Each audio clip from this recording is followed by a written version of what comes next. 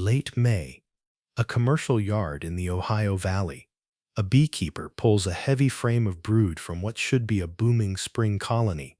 He brushes the nurse bees aside, and there, right in the dead center of the comb, is a single peanut-shaped wax cell, a strong colony by the look of it, but the honey yield has been falling.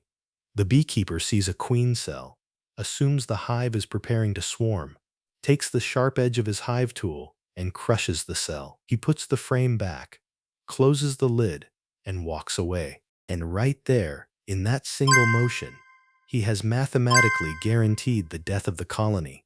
He acted on instinct, but he misread the wax. The difference between a colony preparing to divide itself and a colony desperately fighting for its own survival came down to about 3 inches of comb. If you've spent seasons in a bee yard and made a mistake just like that one, you're in good company, and you're always welcome to share your experiences in the comments. We learn from the hives we lose. To understand why that location matters, you have to look at what was happening to American beekeeping in the 1910s. This was the era when keeping bees transitioned from having a few white boxes behind the farmhouse to managing commercial, multi-yard apiaries. Men were running 500, sometimes 1,000 colonies, moving between outyards with a horse and wagon. When you have that many colonies and a short spring weather window, you do not have 20 minutes to spend on a single hive hunting for an unmarked queen. You have to open the box, read the condition of the colony in about 60 seconds, and make a decision. The early commercial pioneers, men of C.C. Miller's generation, developed a reflex for this. They didn't look for the queen. They looked at what the bees were building, and more importantly, exactly where they were building it. The hive is a living map. The physical location of emergency queen cells maps the exact biological failure of the colony. But that wasn't the problem most beekeepers saw. The problem was that a queen cell looks like a queen cell. It is a large, textured, vertically hanging cup of wax. If you read the textbooks of the era, and even many today, they tell you that when bees build these cells, it means they are raising a new queen, usually because they are preparing to swarm. So, the standard management practice, the instinct built into almost every beekeeper who buys their first hive tool, is swarm prevention. You cut the cells out, you give them more room, you suppress the reproduction, and if you do that to a hive that is actually preparing to swarm, you might buy yourself some time. But if you do that to a hive that is trying to replace a failing mother, you have just severed their only lifeline. You have to understand what a swarm actually is at the biological level. A healthy, booming spring colony isn't just a box full of bugs. It is a chemical network. The queen produces mandibular pheromone, a chemical footprint that she passes to her attendants, who then pass it bee to bee, mouth to mouth, throughout the entire population. It is a constant, steady signal that says she is present, she is healthy, and the reproductive system of the colony is intact. But as spring progresses, nectar flows in. The population explodes. Suddenly, you have 60,000 bees packed into a wooden box. The sheer physical congestion of those bodies disrupts the transmission of that pheromone. The workers on the outer edges of the frames, down by the bottom bars, stop receiving the signal. The pheromone has been diluted by the crowd. The queen is perfectly healthy, but the hive has run out of space to communicate. The bees on the bottom margins feel this lack of pheromone as a trigger. They begin to build queen cups. They build them on the bottom edges of the frames because of the physics of the architecture. A swarm cell requires a tremendous amount of wax and space to draw downward. The bottom bar offers a clear, unobstructed drop. The queen, pushed down by the expanding honey dome above, encounters these cups on the margins and lays eggs in them. This is a healthy, natural, deliberate process. If you walk into an apiary and open a hive in this condition, you don't even need to look at the frames at first. You can hear it. The colony roars. It is a dense, vibrating, heavy sound of a massive population ready to split in half. You pull a frame, you see a row of peanut cells hanging off the bottom edge, and you know exactly what is happening. The biology is functioning perfectly. It is just outgrowing the box. Most inspections stop right there. A cell is a cell. But to the bees, it's an entirely different language. Imagine walking into that same apiary 2 weeks later. You open a different hive. This one doesn't roar. It has a thin, restless, disorganized hum. The population is there, but they aren't boiling over the tops of the frames. They seem listless. You pull a frame of brood from the center of the cluster. The bottom margins are completely empty, smooth wax, no cups. But as you scan the flat face of the comb, right in the middle of a patch of worker brood, you see it. One or two long, textured queen cells projecting straight out from the face of the comb and turning downward. They aren't on the edge. They are dead in the middle of the flat real estate. This is where the 1910s commercial beekeepers stopped, read the map, and changed their entire management strategy. Because they understood that this was not a swarm. This was a supersedure, and the biology driving it is entirely different and far more desperate. In a supersedure, the hive isn't crowded. The pheromone isn't being blocked by the physical bodies of 60,000 bees. The pheromone is disappearing because the queen herself is failing. She might be old, she might be damaged, she might have run out of stored genetics, or she might have been injured during your last inspection.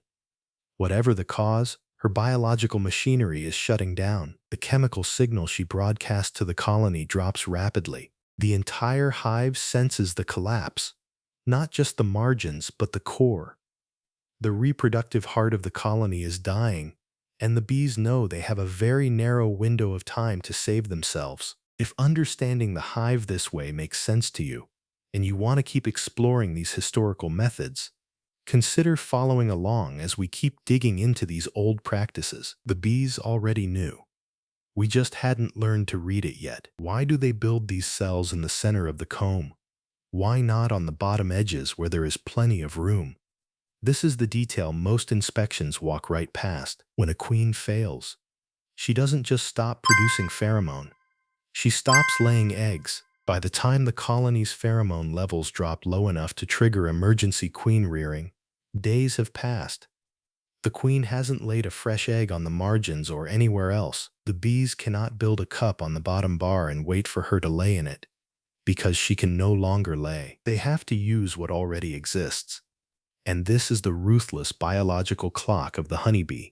To raise a viable queen, the worker bees must feed royal jelly to a larva that is less than 3 days old. If the larva is older than that, its reproductive organs have already begun to atrophy, and it can only become a worker. When the queen fails suddenly, the bees frantically search the comb for a larva of the exact right age, and because the queen has been failing and shrinking her brood nest, the only larvae young enough to qualify are located deep in the center of the last remaining patch of active brood. They have no choice. They cannot move the larva.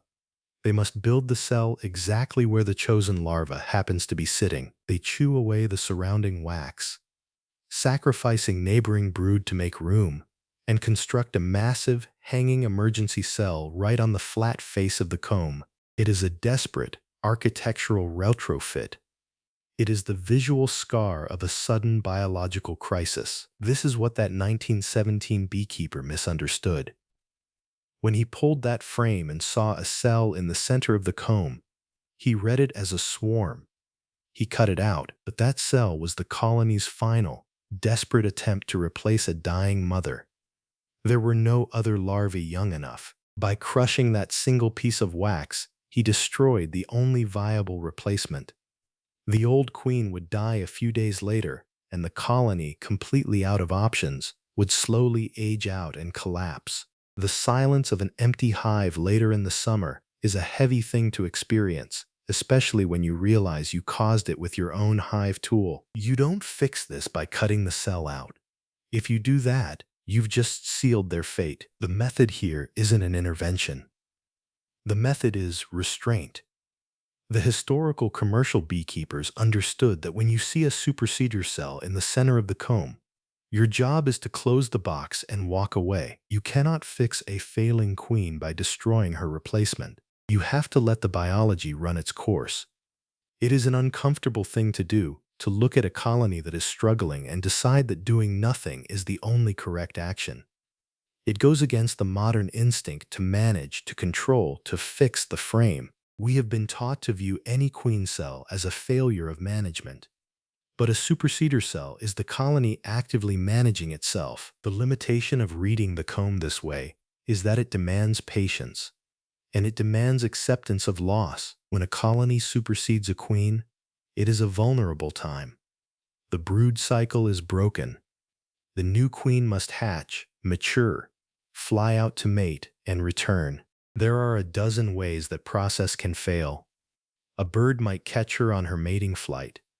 A storm might keep her inside until she is too old to mate. The beekeeper in 1912 knew that seeing a center-face cell meant the colony's honey production for that season was likely over. The population would drop before the new queen's brood could hatch and forage. You cannot force a colony to produce surplus honey when it is using all its energy simply to survive. That is the competing force here. The desire for a honey crop versus the biological reality of a recovering hive. If you try to force the issue, if you tear down the cell and drop in a purchased, mated queen hoping to speed up the process, you will often find her dead on the bottom board the next morning. A colony in the middle of a desperate supersedure is highly tuned to its own genetics. They have chosen that specific larva. They have invested heavily in it. They will rarely accept a foreign queen introduced in a cage while their own chosen daughter is developing in the wax. You have to wait. It doesn't look like much, just a rough piece of wax. That's exactly the problem. Somewhere along the way, we lost this nuance. We stopped teaching beekeepers how to read the topography of the frame. We handed them a schedule and a list of rules. See a cell, split the hive. See a cell, cut it out. We treated the symptoms without understanding the disease. We stopped looking at the hive as a living, breathing system with its own biological intelligence, and started looking at it as a factory floor that just needed a bit of tidying up. But the old beekeepers, the ones who spent their entire lives reading the wax, they knew that every bump, every ridge, and every location had a meaning. They knew that a cell on the bottom bar meant the colony was so vital and strong it could no longer contain itself. And they knew that a cell in the dead center of the comb meant a quiet emergency unfolding in the dark. That's when you realize the colony is already 3 weeks ahead of you. When you open a hive tomorrow and you lift that first heavy frame into the light, don't just look for the queen. Look at the empty space. Look at where the bees have chosen to build and where they have chosen to leave the wax smooth. Let the hive tell you what it is experiencing before you decide what you are going to do to it. The bees have been surviving for millions of years. They know exactly how to fix their own problems. Our job, more often than not, is simply to recognize what they are doing and get out of their way. Have you ever crushed a cell in the spring, only to find the hive hopelessly queenless a month later? Think about where that cell was located on the comb. It changes how you see every inspection going forward.